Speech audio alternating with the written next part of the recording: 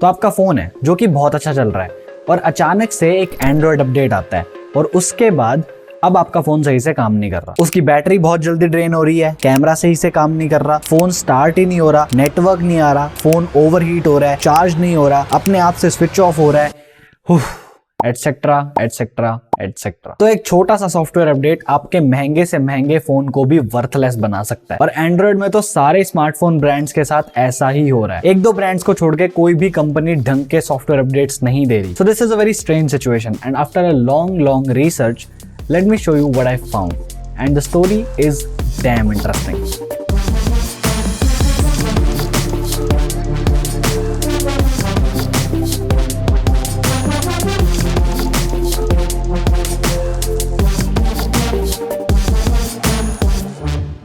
Let's jump off to section number 1। जब भी phone में अपडेट से कोई इशू आता है तो हम जनरली स्मार्टफोन मैन्युफैक्चरर को ब्लेम करते हैं और अगर हमें सर्विस सेंटर भी जाना पड़ रहा है तो वो भी फोन को रिपेयर करके नहीं दे रहे। पर इनकी गलतियों पे हम थोड़ा सा बाद में आएंगे। फिलहाल हम कोर क्रक्स देखते हैं कि आखिर प्रॉब्लम अराइज कहां से होती है एंड ये प्रोसेस थोड़ा सा कॉम्प्लिकेटेड है, so bear with me for a second. Okay, so अगर आपने नोट करा हो तो सिक्योरिटी अपडेट्स का जो फॉर्मेट होता है वो कुछ ऐसा दिखता है, लाइक YYYYMM01 या फिर YYYYMM05। अब Y और M तो ईयर और मंथ को रिप्रेजेंट कर रहे हैं, लेकिन ये जो 01 और 05 है ये डेट्स नहीं होती। 01 का मतलब होता है एंड्रॉइड फ्रेमवर्क के अंदर अपडेट्स करना। ये लिनक्स कर्नल के साथ बिल्कुल छेड़छाड़ नहीं करता। कर्नल से छेड़छाड़ मतलब जैसे वाईफाई ड्राइवर्स, ब्लूटूथ ड्राइवर्स, ये सब 01 वाला अपडेट नहीं करता। तो ये वाला जो काम होता है ये काम होता है 05 वाले अपडेट का, जो कि दोनों चीजें कर सकता है। मतलब कि वो फ्रेमवर्क अपडेट्स और कर्नल अपडेट्स दोनों को संभाल सकता है। और कर्नल के अपडेट्स फोन के एसओसी वेंडर पे भी डिपेंड करते हैं कि क्वालकॉम या मीडियाटेक स्मार्टफोन मैन्युफैक्चरर को कितनी एक्सेस देते हैं कर्नल के सोर्स कोड की। अगर फुल एक्सेस है तो मैन्युफैक्चरर खुद ही फिक्स कर लेगा और अगर नहीं है तो उसको वेंडर का वेट करना पड़ता है कि कब वो अपडेट देंगे। तो गूगल एंड्रॉइड में जितने भी सिक्योरिटी फ्लॉज होते हैं उसकी लिस्ट OEMs को 1 महीने पहले दे देता है, यानी कि इनके पास इनफ टाइम होता है टेस्टिंग करने के लिए। तो फिर अपडेट्स डिले होने का रीजन क्या है? पहला कि OEM को कोड के अंदर बहुत सारे चेंजेस करने पड़ते होंगे जिसकी वजह से उनको ये डर रहता है कि कोड कंप्लीटली ब्रेक ना हो जाए। दूसरा, अगर OEM को कर्नल के सोर्स कोड का एक्सेस नहीं है तो जो अपडेट है वो क्वालकॉम या मीडियाटेक की तरफ से आएगा, तो उसके लिए भी वेट करना पड़ता है। तीसरा, कंपनीज छोटा मोटा अपडेट रिलीज करना नहीं चाहती। वो चाहते हैं कि जैसे ही कोई फीचर आएगा तो हम 2-3 महीने बाद एक साथ मिला के रिलीज कर देंगे। तो अब हमें ये पता है कि बैकएंड में इनके पास इनफ टाइम होता है टेस्टिंग करने के लिए, लेकिन फिर भी ऐसे बग से भरे अपडेट्स रिलीज होते हैं, यानी कि रीजन कुछ और है। तो अब हम उस कोर पे आते हैं कि आखिर स्पेसिफिकली इंडिया में ये सब चल क्या रहा है। और वो फ्लॉ डिस्कस करने से पहले एक और बड़ी प्रॉब्लम पे आते हैं। देखो, टफ होता है किसी अच्छी कंपनी में जॉब पाना और कोविड के बाद तो और भी ज्यादा दिक्कत आ रही है। असाइनमेंट्स बनाओ, ऑनलाइन इंटरव्यूज दो, कॉल्स वगैरह का एक नेवर एंडिंग लूप है और इसकी वजह से ये सारा प्रोसेस बहुत हेक्टिक हो जाता है और इतनी मेहनत के बाद we'll get back to you तो कुछ ज्यादा ही चुभता है। I have also gone through that pain, तो मैं समझ सकता हूँ। तो अब अच्छी जॉब मिलती कहाँ है? क्या इन प्रॉब्लम्स का सोल्यूशन मिलेगा ना? हायरेक्ट पे जाके टीम लीडर्स और HR मैनेजर से डायरेक्टली चैट करो और हायर हो जाओ, वो भी बिना किसी मिडल मैन के। वहां पे 1,20,000 से भी ज्यादा कंपनीज डायरेक्टली हायर कर रही हैं। आपको कुछ नहीं करना, बस डिस्क्रिप्शन में दिए गए लिंक पे क्लिक करके ऐप को इंस्टॉल करो। उधर जाके क्वेश्चंस का आंसर देके आपको एक प्रोफाइल बनानी है और उस प्रोफाइल के हिसाब से हायरेक्ट का एल्गोरिदम आपको रिक्रूटर्स से मैच करवा देगा। और अगर बात प्राइवेसी की है तो आपकी कोई भी डिटेल्स बिना परमिशन के रिक्रूटर को नहीं मिलेगी। तो जल्दी से डिस्क्रिप्शन में दिए गए लिंक से ऐप को इंस्टॉल करो, क्योंकि हायरेक्ट है तो डायरेक्ट है। और अब हम हमारी स्टोरी के उस फ्लॉ पे वापस आते हैं। अब मैं आपको जो एनालॉजी बताऊंगा वो एक रिसर्च ऑब्जर्वेशन है, ये कोई फैक्ट नहीं है। So now let's get it this way. आज एक 15 से 20 हजार के फोन में जो हार्डवेयर आता है, अगर उसको सही से मैनेज करके रखा जाए तो ये फोन इतना कैपेबल होता है कि ये 3-4 साल तक लास्ट कर जाए। अब मानो मैंने एक फोन खरीदा है जो कि लेट्स से 20,000 का है, क्योंकि 85% से ज्यादा लोग 30,000 के नीचे का ही फोन लेते हैं, तो हम भी इसी के अराउंड एग्जांपल रख लेते हैं। तो अब अगर इस फोन में सही से अपडेट्स आए और बग्स वगैरह ना हो तो मैं इस फोन को आराम से 3-4 साल चला सकता हूँ, क्योंकि MI A3 मेरे पास अभी तक चल ही रहा है, तो ये तो चल ही जाएगा। तो अब इसी तरह से सारे एंड्रॉइड मैन्युफैक्चरर सुधर जाते हैं, बहुत ही बढ़िया टेस्टेड अपडेट्स देते हैं, तो एक नॉर्मल यूजर अपने फोन को 3 साल तो चलाएगा ही ना।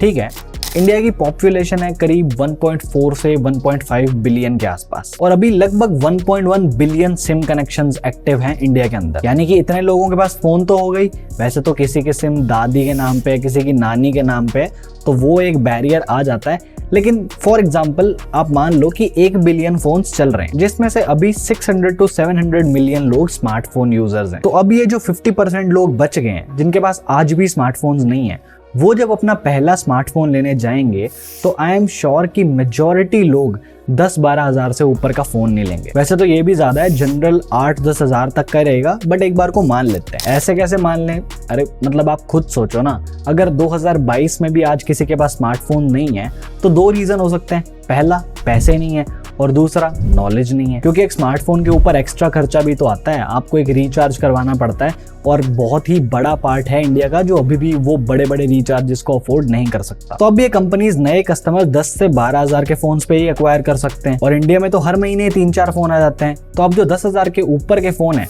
वो किसको बेचेंगे?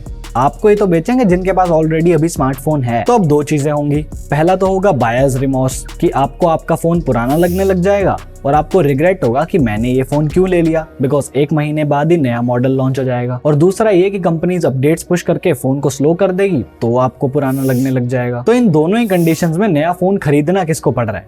आपको। यानी कि इस तरीके से ये लोग लोगों से बार बार फोन खरीदवा रहे हैं। बट इस थ्योरी में एक बहुत ही बड़ा फ्लॉ है। ऐसा समझो कि आपके पास एक एक्स कंपनी का फोन है, अब वो आपको ये गंदे गंदे अपडेट्स देते हैं ताकि आपका फोन खराब हो जाए और आप एक नया फोन ले लो। ऐसा हमें लगता है और हमने थोड़ी देर पहले ऐसा प्रूव भी करा था। लेकिन अगर आपका ये एक्स कंपनी का फोन 1-1.5 साल में खराब हो जाता है तो क्या आपको लगता है कि आप इसी कंपनी का फोन दोबारा लोगे? मतलब कि आपको लगेगा कि अभी तो लिया था और अभी खराब हो गया। तो यहाँ आके हमारी सारी थ्योरीज पे क्वेश्चन मार्क लग जाता है। बिकॉज अगर आपका इस फोन के साथ एक्सपीरियंस ही इतना खराब रहा है तो आप दोबारा क्यों लोगे? और आप औरों को भी बोलोगे कि मेरा इस कंपनी के साथ एक्सपीरियंस बहुत खराब रहा था, आप इस कंपनी का फोन मत लेना। तो अल्टीमेटली अगर ब्रांड्स ये चीज इंटेंशनली कर रहे हैं तो वो लोग तो कस्टमर्स लूज कर रहे हैं, तो इसका मतलब उनको तो नुकसान हो रहा है। तो ये ऐसा कर क्यों रहे हैं? इसको एक्सप्लेन करने के लिए मेरे पास 2 एनालॉजीज हैं। पहली ये कि अभी ऑलमोस्ट सारी कंपनीज ऐसा कर रही हैं। तो अगर ये एक्स कंपनी कस्टमर्स लूज करेगी तो वाई कंपनी भी तो होगी जो ये सेम चीज कर रही है, वो भी तो कस्टमर्स लूज करेगी। मतलब कि अगर आप दूसरी कंपनी पे स्विच करते हो तो आप जैसे बहुत सारे लोग इस कंपनी पे भी तो स्विच करेंगे ही ना। तो शायद कंपनी इस सब की वजह से जितने यूजर्स लूज करती है वो इतना बड़ा नंबर है ही नहीं कि उस पे फोकस करा जाए। मे बी जो यूजर गेन है वो यूजर लॉस के कंपैरिजन में बहुत ज्यादा हो। अब इंडिया में हर क्वार्टर में 25 मिलियन स्मार्टफोन बिक जाते हैं तो खरीदने वालों की तो कोई कमी नहीं है। तो पहली एनालॉजी तो यही है कि gain is much higher than the loss. दूसरा ये कि कितने लोगों को एक्चुअल में डिफरेंस नोटिस होता है, और अगर होता भी है